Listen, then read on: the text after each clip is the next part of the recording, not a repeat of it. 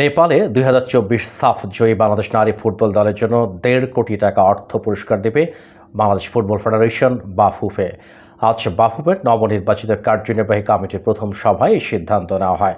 সভা শেষে বাফুফের মিডিয়া কমিটির চেয়ারম্যান আমিনুল ইসলাম বাবু সংবাদ মাধ্যমকে বিষয়টি নিশ্চিত করেন।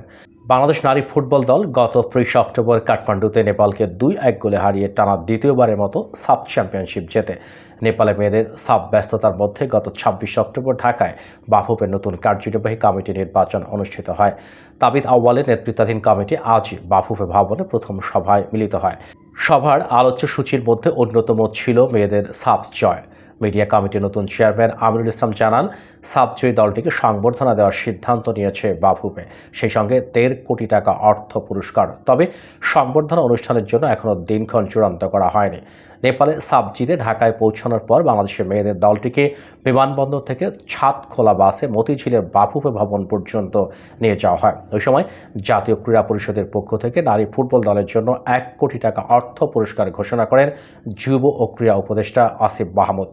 বাংলাদেশ ক্রিকেট বোর্ড বিসিবিও সাবিনা খাতুনদের জন্য ২০ লাখ টাকা পুরস্কার ঘোষণা করেন।